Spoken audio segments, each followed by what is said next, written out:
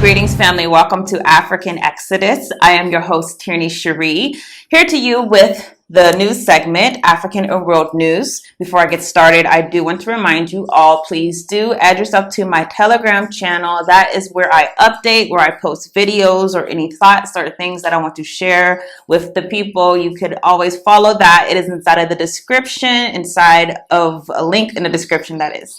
So with that, let's get started with African and World News.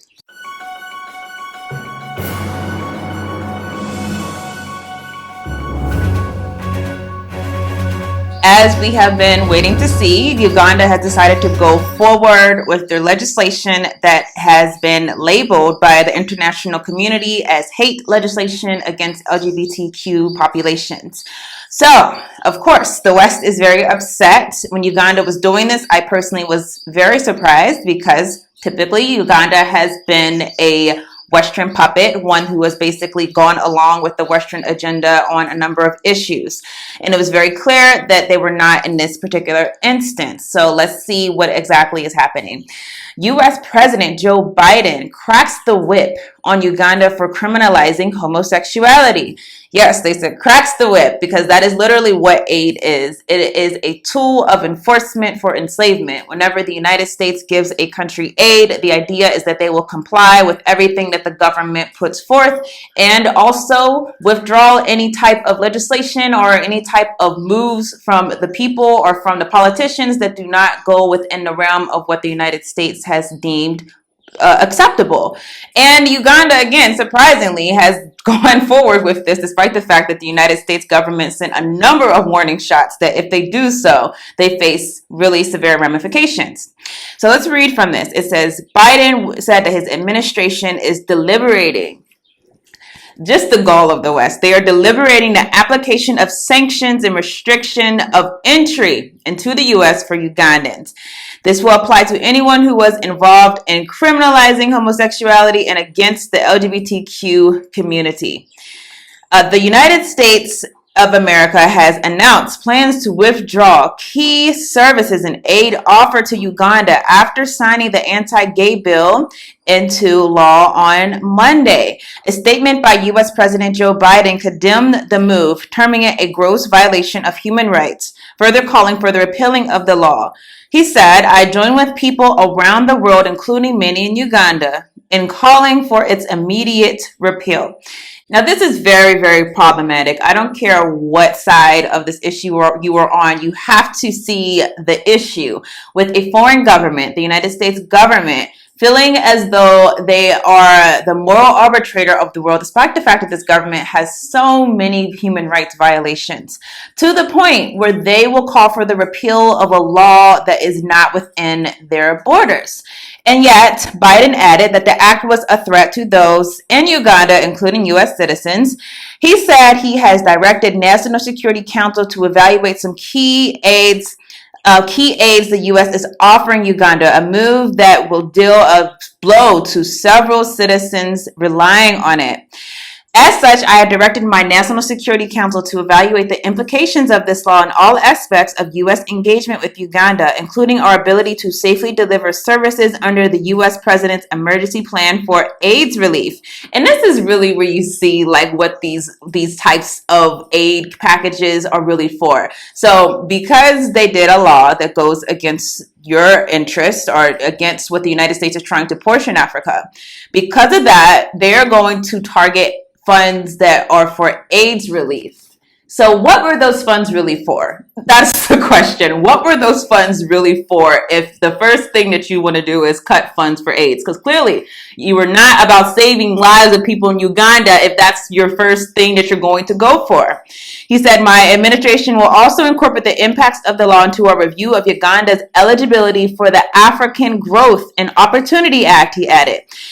Biden further said that his administration was deliberating the application of sanctions and restriction of entry into the United States, which is Very interesting, saying, especially if the sanctions are geared towards all Ugandans, that would be very interesting to see, as was also talked about being done against Nigerians, because it was said that Nigerians would face visa restrictions because of their government stance on LGBT issues. So essentially, I'm going to punish everyone who wants to enter my country from your country because of a law that we disagree with. So this law was signed by President Yoweri Museveni and was passed by legislators in March, but was returned to the parliament for amendment. Museveni in April returned the bill to the parliament with a memorandum only to punish same-sex actions. Remember, before it was that the bill would punish anyone who was identified as being homosexual. The law is now limited to gay sexual acts, and people convicted under this clause face life imprisonment. The controversial law also prescribes a death penalty for aggravated offenses in cases including sexual abuse against a minor, a disabled person, or where a victim of abuse is infected with a lifelong illness. The public will also be required to alert authorities on any form of homosexual abuse against children or other vulnerable people. So a lot of things, a lot of thoughts on this. Number one, we have to see the hypocrisy of the international community, and particularly the United States government. In my opinion, the United States has no right of anyone. The single country that has dropped 2 atomic bombs, the single country that is on the land of a genocide, the genocide of Native Americans, and the genocide of African people in the United States. This country has no rights to talk to Uganda about human rights. They have no right to talk about Uganda even today whenever they're bombing countries, bombing them with drones, going into countries like Libya and destabilizing the government, causing a mass human sex trafficking operation because the United States wanted to get rid of Gaddafi. I mean, so many of the crimes of the United States government. We're going to talk about some more at the end of this video. I'm going to give a brief response to a video that was posted about the crimes of the United States, not just in Libya, but also in Iraq. So it's just so much that this single government has done, and yet they still feel like they are the moral arbitrators of what's right and wrong to the world. So some things that I also took note of is that I'm very surprised by the answer from Uganda, that they're still going to stick with their law, that they're still going to push it forth. And that shows that maybe this is where they draw the line. Maybe this is where Africa draws the line as far as U.S. intervention, particularly on this issue, a controversial issue, obviously in the West and obviously in Africa. This, I think, is where they draw the line as far as Western influence. And it's going to be very interesting to see, because this is not just where Africa draws the line. As I said in a previous video where I've spoken about this is also where other countries in the Arab world draw the line. And because they've drawn the line, though, they have not been talked about as being subject to sanctions, because Africa is going to be the one that's always scapegoated. Africa is going to be the one that's always punished when it comes to exercising their rights to sovereignty. And this is really what this issue is. It's a sovereignty issue. It's a nationalism issue. Do you have the power to determine your own country's destiny? And yet the Arab world has not been subject to the same things as Africa. You don't hear the United States talking about sanctioning Saudi Arabia. No, they're kissing up to Saudi Arabia. So this is another way that you can see the hypocrisy behind all of this so-called outrage.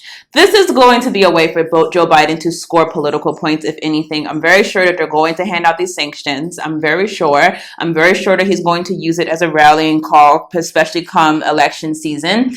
And I'm very sure that Africans are going to back Uganda on this, because this is a sovereignty issue. Does the United States have the right to tell other countries what is right or what is wrong?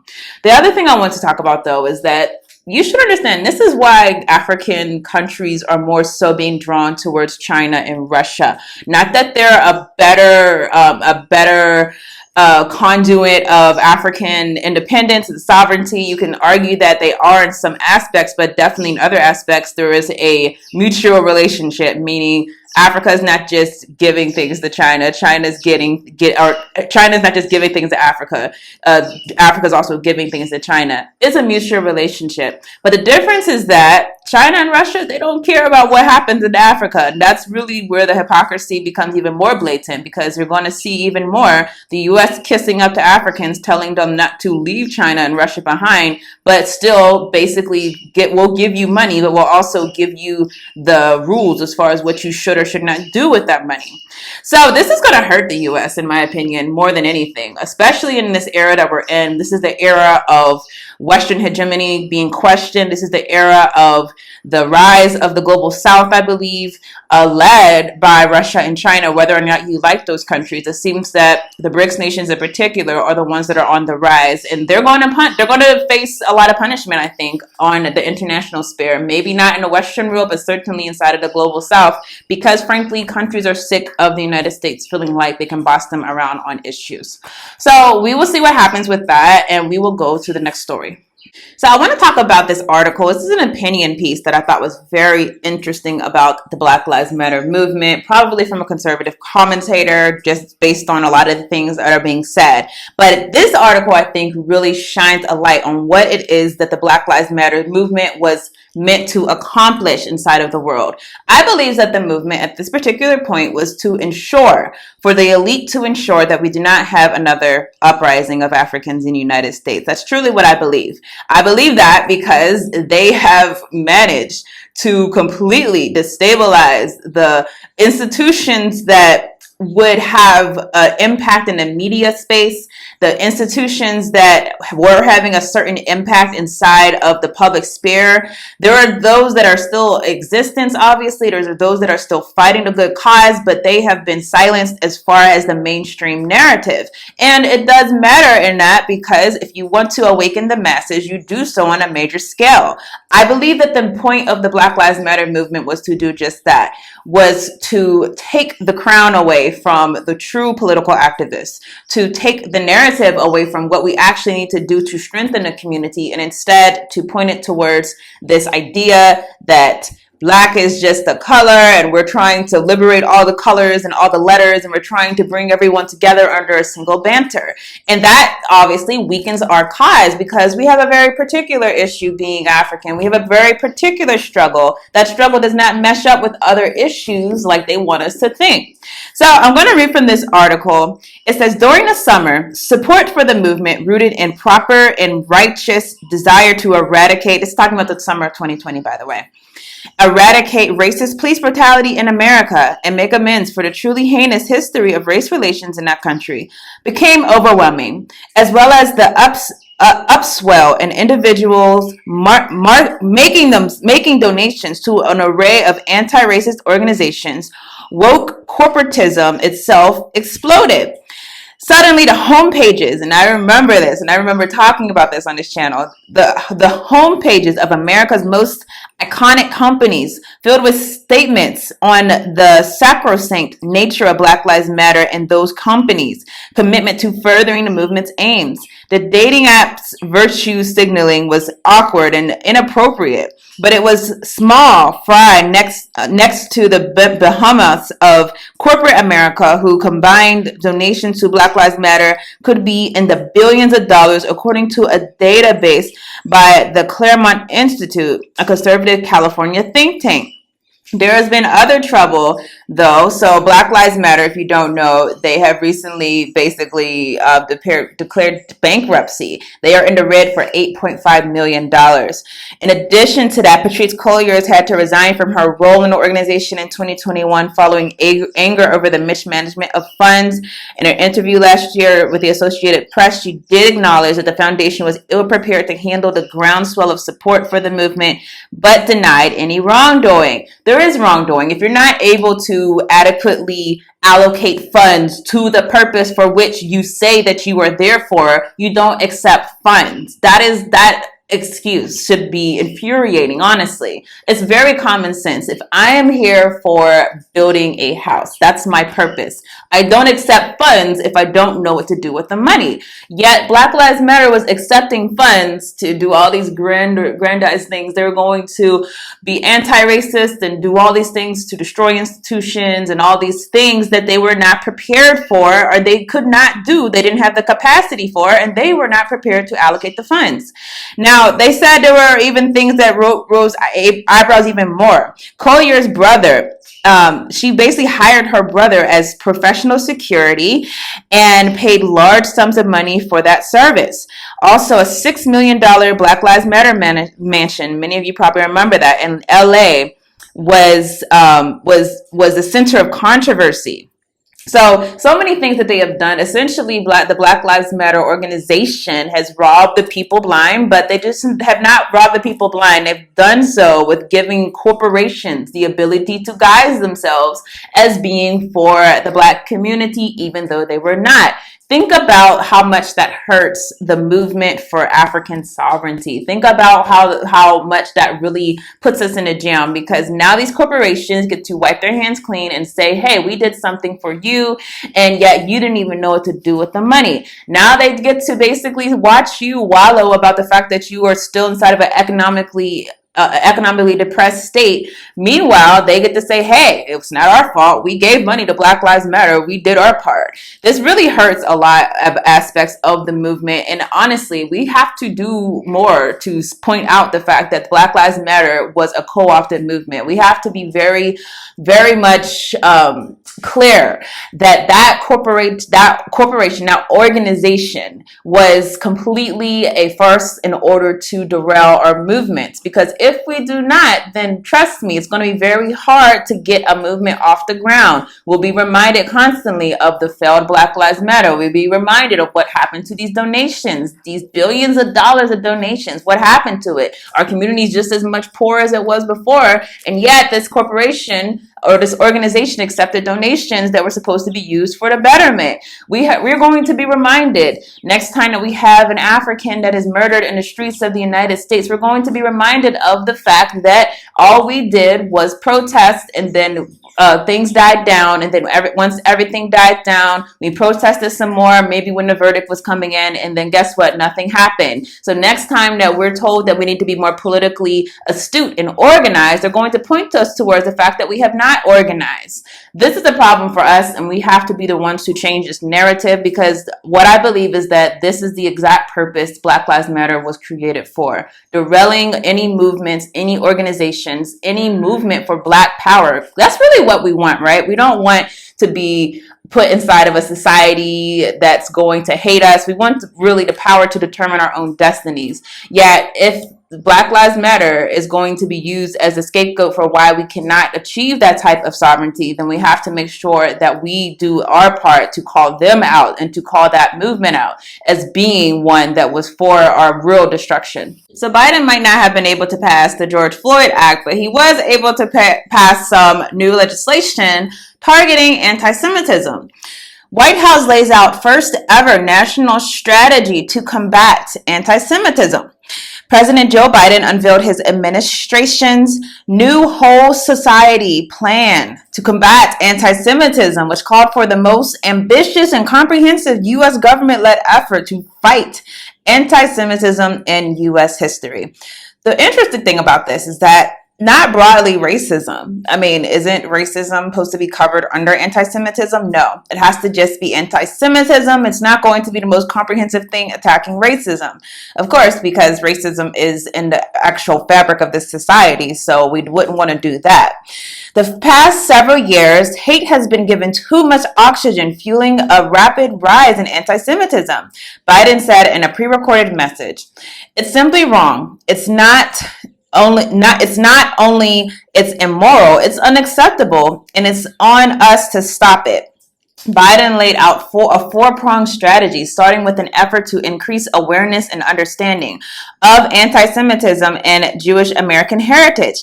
Domestic policy advisor Susan Rice, you might remember her, she said the Anti-Defamation League, a civil rights non-governmental organization, found in 2020 that 85% of Americans believe at least one anti-Semitic trope.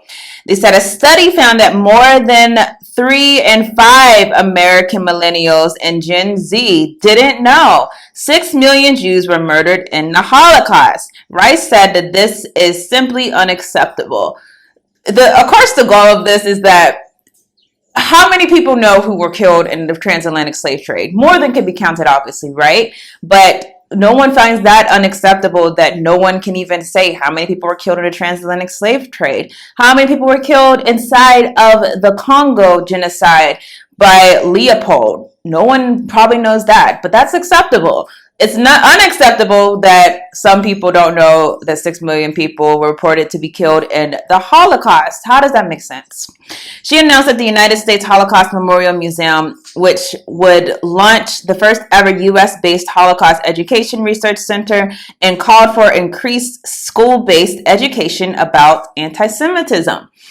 The plan also calls for improving safety and security for Jewish communities, reversing the normalization of anti-Semitism, and countering anti-Semitic discrimination. Homeland Security Advisor Dr. Liz Sherwood Randall said the administration's effort includes 10 separate calls to tech companies to establish a zero-tolerance policy for hate speech on their platforms, to ensure that their algorithms do not pass along hate speech and extreme content to users, to listen more closely to Jewish groups to better understand how anti-Semitism manifests itself on their platforms. It goes on to say that the president has called on Congress to remove the special immunity for online platforms, to impose stronger transparency requirements in order to ensure that tech companies are removing content that violates the terms of service. And more broadly, Pillars 3 focuses on countering anti-Semitic discrimination in all sectors of American society. For example, the Department of Education issued a reminder letter to schools on their obligations. Obviously, the big things that have led to this legislation, number one, Kanye West, Kyrie Irving, those are the big two that led to this legislation. But I think actually the big one that people are trying to ignore is number 3. That is anti-Zionism. If you notice on social media, people are more comfortable talking about the fact that the United States is openly funding Zionist Israel as they commit genocide against Palestinians. People are more so being upset with the fact, hey, when did I vote for my tax dollars to go towards this? People are questioning it, and people are abhorred by the images of Palestinian children who are being killed on a regular, people who are innocent that are being killed, and yet the government continues to fund Israel, and not just fund Israel, but not even try to direct where these funds are going. They basically get a blank check in order to do whatever they want to do, particularly in persecuting the Palestinians. People are questioning that, and I think that's really the big thing that's going to play a role in possible censorship of people who are openly combating Zionism, people who are openly questioning the authority of certain groups and certain demographics to rule over others, those who are questioning certain allegiances inside of different industries. It's a way to censor people, and that's really what we're going to see happen. Obviously, because of the censorship, I don't want to talk about that too much, but I do want people to be aware that this is something that your president, Joe Biden, if you were in the United States, is pushing openly. He obviously doesn't have the same energy for issues affecting African people. He obviously doesn't have the same worry about things that are targeted attacks against us. And clearly, this is a political agenda, political maneuver in order to ensure that the support to these Zionist organizations continues into the future. I covered this Haiti story. I covered the fact that there's been a lot of reports about quote-unquote village justice. Basically, there's a lot of gang members who commit abhorrent crimes against the people. That's what's been reported.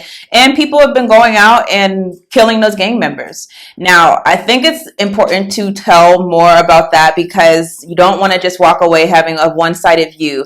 Obviously, I'm against things being done if it's not done in a way that's going to protect the people who are innocent. And I don't know how these supposed campaigns against the gangs have been done, but what's being reported is that since this has happened, a lot less people are being killed by gang members and a lot less people are being kidnapped.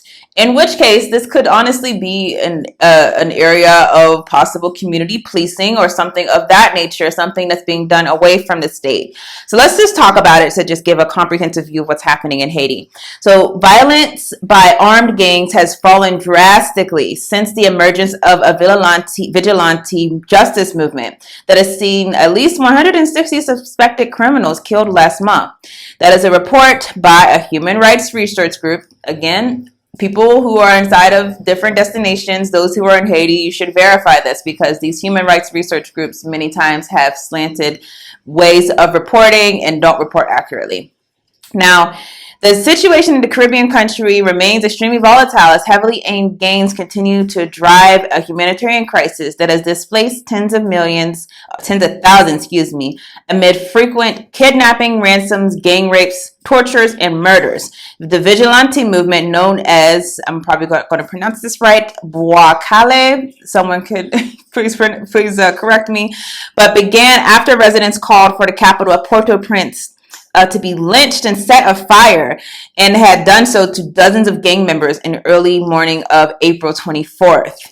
Now, the organization said that almost no kidnappings have been recorded in the last month since the 43 linked murders happened, and from the 100 and it's down from 100 and Now, the human rights group said that almost no kidnappings had been recorded in the last month and counted 43 gang-linked murders. That's down from 146 in the last 3 weeks of April. Without making a value judgment, Boakele movement has just in 1 month produced convincing, visible results. Fear has changed sides. Both kidnappings and gang-related killings have fallen drastically. Now, this is something that should be considered, because one thing that has been spoken about inside of the United States press is the possibility of a U.S. intervention in Haiti to stop these gangs, or to have some type of UN military force going to Haiti in order to stop these gangs. Is this a situation where the people have stepped forward to stop them on their own, where they're actually shown that they're able to do things absent the state? Obviously, the president of Haiti is defunct. He's not even the real president of the people. So they've actually been able to show that they've been able to regulate their own communities and police their own communities. That is definitely a possibility, and something that should be spoken about more if that is the case. So definitely keeping watch over Haiti. Definitely, Haiti is, we know, the country that has paid the most for resistance of the colonial system, and we're going to continue to press for liberation for Haiti into the future. Last but not least, there's been a lot of talk about South Africa. Obviously, South Africa has come out in opposition to the enforcement of Western measures being done against Russia. South Africa, being a BRICS country, is a major player inside of that institution and is not going to ostracize their relationship with Vladimir Putin in order to appease the West. That's what they've said. I wanted to just play this video to give everyone a better understanding of the hypocrisy of America, especially in light of what's happening with Uganda. I do believe that they're going to target Uganda with a real campaign, and they've already targeted Uganda basically when it comes to trying to put Bobby Wine in power instead of Museveni. So I want you to listen to this video. I'm going to give some commentary, and as it goes through, it's not too long, so I feel like we can get through it pretty quick. Condemning In a number of Western countries, there's been consternation that some African countries have been ambivalent, or in the case of South Africa, neutral over Russia's invasion of Ukraine.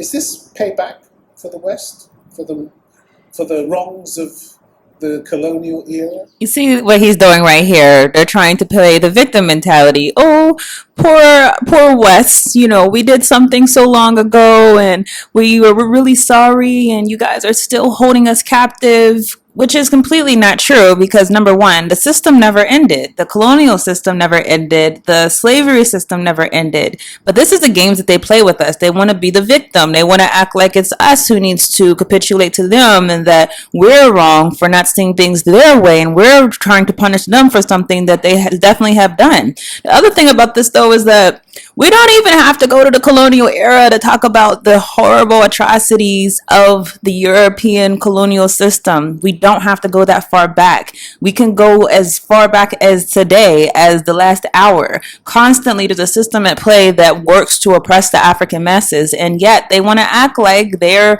completely washed free from the sins of their past. why? No. It's not the colonial era. Let's be frank. The resolution. Let's be frank. They don't want to be frank. That's the truth when it comes to the West. Let's be frank. You don't want to be frank about what's really happening. The resolution called for the condemning the violation of the sovereignty of another country, Of Ukraine. of Ukraine. And many African people said, excuse me, what did America do in Iraq? Thank you. And that's the thing that all of us have to say in response to people who want us to jump on board with this whole condemnation of Russia. Whether or not you agree with the invasion or not, where does this amnesia coming from? What is this amnesia when the United States wants to come in and act like, oh, this is so horrible what Russia is doing? I wish I could show you, if not, if I can find it, I'll put it up now, this map that shows the many U.S. interventions around the world, military interventions, because the military industrial complex of the United States is far reaching than anything we've ever seen before. So this idea that the United States is appalled by the sovereignty of another country being disrupted. Let's talk about Iraq. Let's talk about Libya. Let's talk about so much that's happening that we don't even get to find out about because Central Intelligence Agency does things in the dark. Was that legal? Was that not breach of security, sovereignty of another country?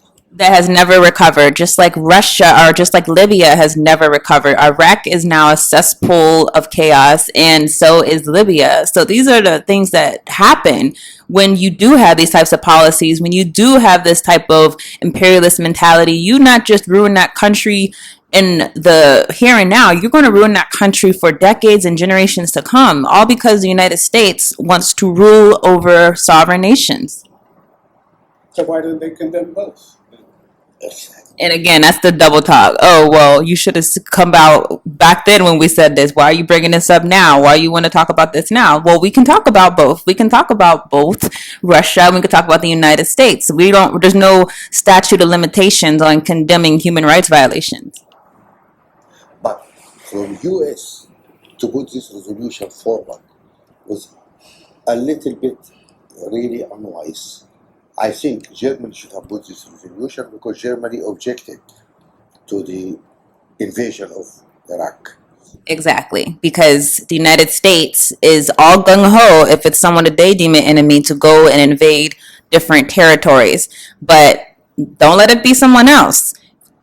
This is the perfect response. The way he's answering this man's questions, his antagonizing is just so perfect because we have to understand that the United States is not in a moral position when it comes to Russia. And that's really when it comes down to. But Joe Biden is in no moral position. None of the NATO countries are in any moral position. And so as he said, maybe Germany should have said something. Germany didn't vote for the invasion of a sovereign country and the destruction of its future, which has still never recovered. Germany maybe has something to say, but you, United States, you don't have anything to say about what Russia has done. You who has so much blood on your hands, how dare you feel the right that you can come to the international stage and say, hey, everyone, come join us while we condemn Russia.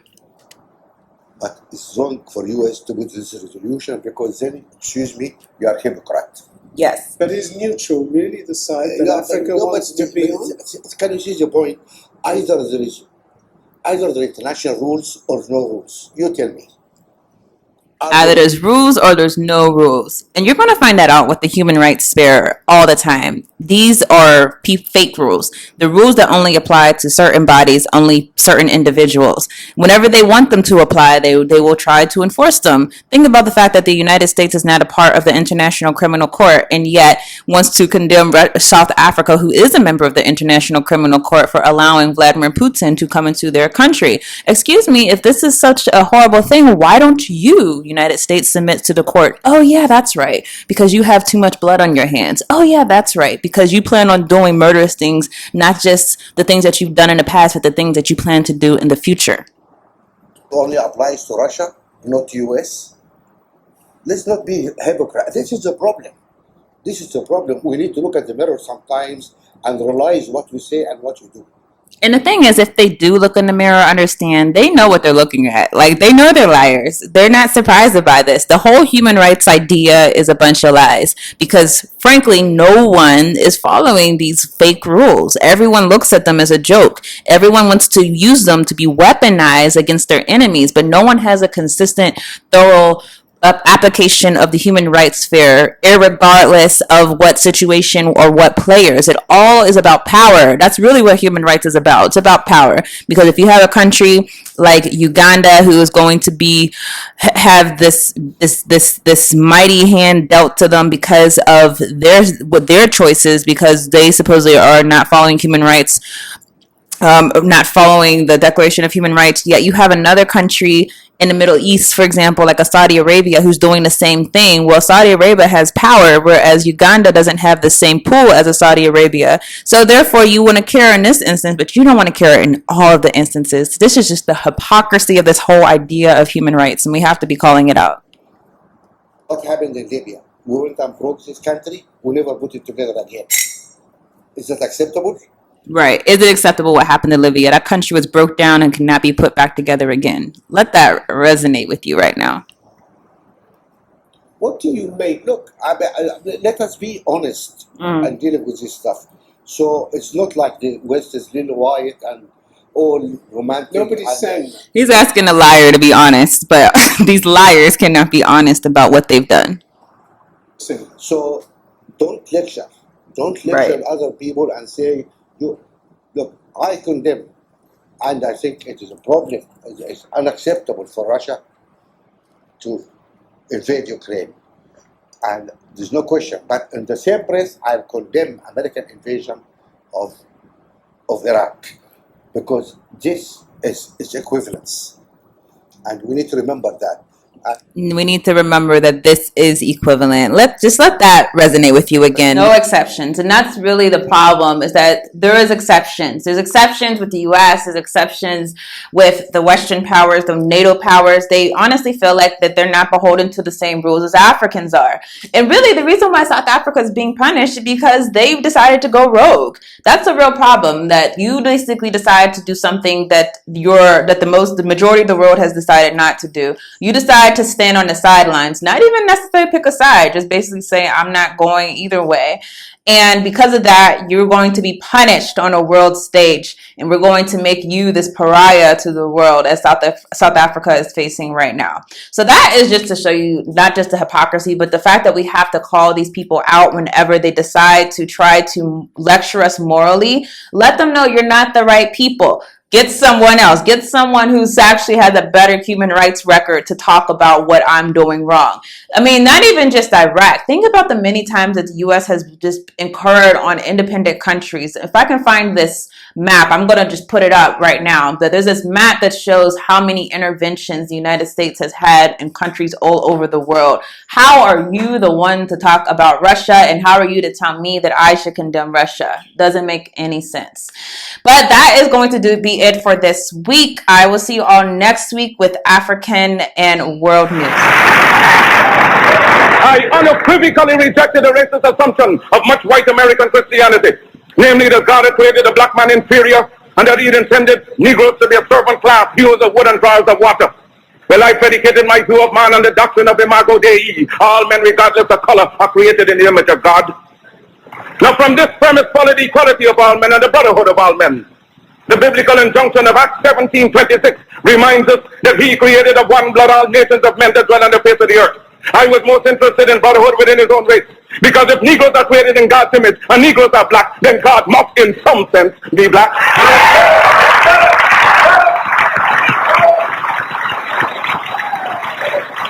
If the white man has the idea of a white God, let him worship his God as he desires. We have found a new ideal, because whilst our God has no color, and yet it is human to see everything through one's own spectacles. And since the white people have seen their God through their white spectacles, we have only now started to see our God through our own spectacles. Because the time has come for the black man to forget his hero worship of other races and to create and emulate heroes of his own. We must canonize our own saints, create our own martyrs, and elevate the positions of fame and honor black men and women who have made a distinct contribution to our racial history. Sojourner Truth is worthy of a place of sainthood alongside the Joan of Arc. Crispus Attucks and George William Gordon are entitled to the halo of martyrdom with no less glory than the martyrs of any other race. Toussaint Louverture's brilliancy as a soldier or a statesman outshone that of any other people. Hence he's entitled to the highest place as a hero among men. Because Africa's created millions and countless millions of black men and women in war and peace, whose luster and bravery outshone that of any other people. So why not see good and perfection in ourselves? We must inspire our literature and promulgate the doctrine of our own without any apologies to the powers that be. That's right, that's how it's God.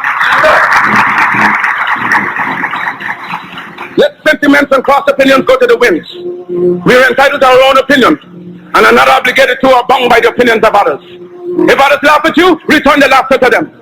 If they mimic you, return the compliment with equal force. Because they have no more right to dishonor, discredit you in manhood than you have in dealing with them. Honor them when they honor you. Disrespect and disregard them when they vilely treat you. Their arrogance is but skin deep, an assumption that has no foundation in morals or in law. They have sprung from the same family tree of obscurity as we have. Their history is as rude in its primitiveness as ours. Their ancestors were running wild in living in trees of branches like monkeys as ours. They made human sacrifices, ate the flesh of their own dead and wild meat from beasts for centuries, even as they have accused us of doing. Their cannibalism is more prolonged than ours. When we were embracing the banks of the Nile, they were still drinking blood out of the skulls of their conquered dead. After our civilization had reached the noonday of progress, they were still living in holes with bats, rats, and other insects and animals. After we had already unfathomed the mystery of the stars and reduced the heavenly constellation to minute and regular calculus, there were still backwoodsmen living in ignorance and in blatant darkness.